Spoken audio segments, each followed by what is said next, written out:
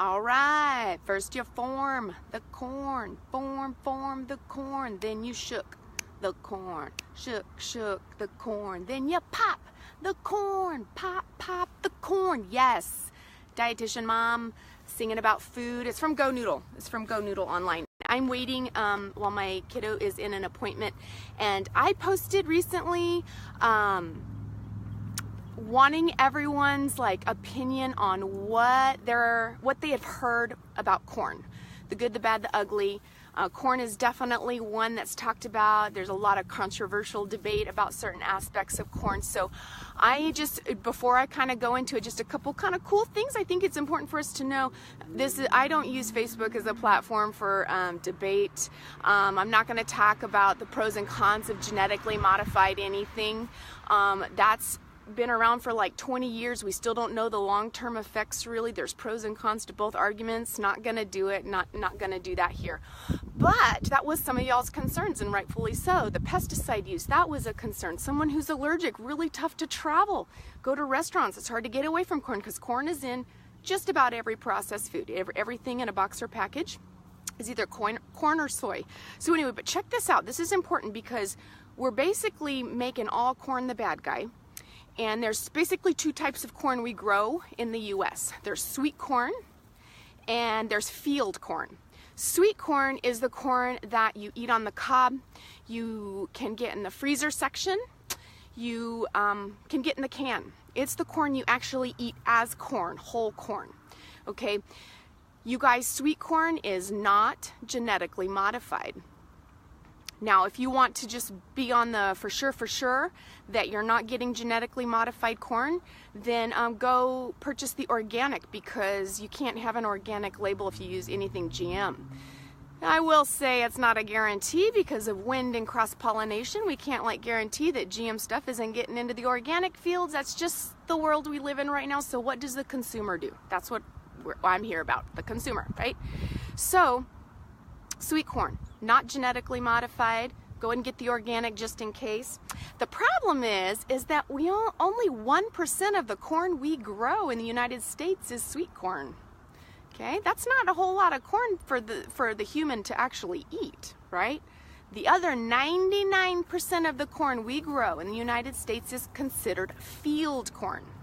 So field corn, this is the corn that all of it's genetically modified, high pesticide herbicide use, because it's these huge, massive fields of field corn, monocultures of agriculture, basically our conventional system. So what is that corn used for? So again, you can't just walk up and just pick this corn off the cob, this field corn, and eat it. It would taste probably like chalk or something. It has been engineered to be a raw material. Well, there's two uses for it. To feed cattle, and someone mentioned that. Yep, it fattens cattle up. You've heard of grass-fed versus corn-fed. Okay, there's that discussion. So field corn is to feed cattle and as a raw material to make processed foods. High fructose corn syrup and all the other derivatives from corn to be put in a processed food product. So those people that are allergic, it's hard to get away from because again, it's in almost every box or package, unless you can find some specialty high quality stuff at your really nice niche grocery stores. And so you can get away from it if you want some processed food with no corn, but it's hard. It's hard to. But again, we kind of are advising the general public to consume few processed foods. So again, genetically modified corn is the field corn that's going into the processed foods and to feed the cattle. So that's the concern you have there, because check this out. There's the Environmental Working Group. You can Google this, Environmental Working Group, and they're going to tell you over the last year, so 2017 is what they got up right now, the Dirty Dozen. If you're concerned about pesticide, eating foods with high pesticide residue and whatnot, look at the Environmental Working Group page. Look at the Dirty Dozen. It's the top 12 most sprayed produce, okay, that we consume. While it's the Dirty Dozen, you can expand the list. Guess where sweet corn is? It's number 51.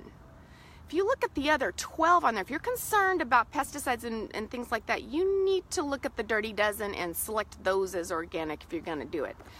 The Environmental Working Group also has the Clean 15. So the top 15 produce items that are the least sprayed. Guess what? Guess where sweet corn is on that one? Number 1.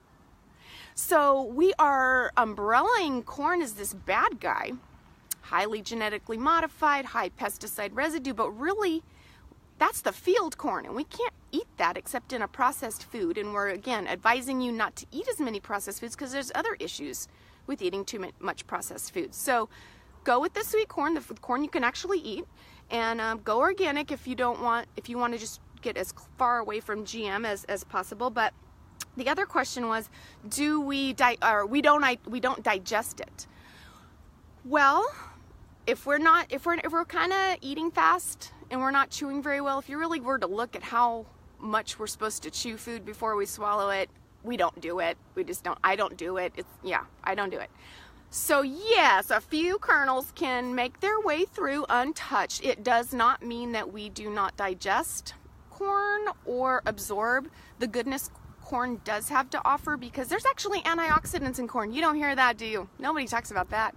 Nobody talks about lutein and zeaxanthin and all these like disease fighters in corn. Corn's just this bad guy now. But anyway, that's the corn that we eat that has that go for it. The other reason why some people might say we don't digest it is maybe it's the insoluble fiber. So there's 2 types of fiber in all plant foods, soluble and insoluble. Insoluble means we can't digest it, but you know what does? What does digest it? So it makes their way through our digestive system, and guess what? That bacteria in your gut, you hear so much about gut health and probiotics and prebiotics. Guess what? The insoluble fiber in plants is prebiotics for that probiotic in your gut. So, that's a good thing. So if you're allergic, it is tough. You're going to have to know all ingredients that really mean corn. But again, corn gets a bad rap, and really it's the field corn. 99% of what we grow is field corn, and in my opinion that's unfortunate that we grow that much corn for humans not to eat, except as a processed food, which is not the best choice for us. And then it goes to cattle, and I'm not going into that argument either. I'm just not. But the sweet corn, the corn that you can get in the freezer section, or the corn on the cob, or the corn in the can even. I mean, those are not, that's not GM corn. And again, it's on the Clean 15, number 1 in the Clean 15 from the Environmental Working Group. So sweet corn that we actually eat as whole corn, it is not as much the bad guy as the ones in the processed foods. So anyway, I hope this kind of cleared some air on corn. It is a starch, so it gets a bad rap when we're in this carb, this kind of, we do need to watch the amount of carbs we eat. I totally get it, but corn is a whole food.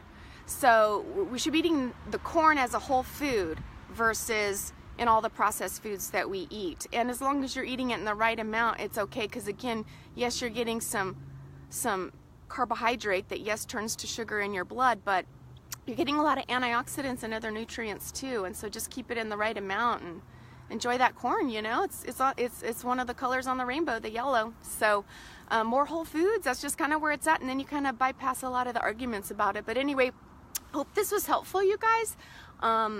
I've got to go pick up my kiddos, so have a marvelous Monday.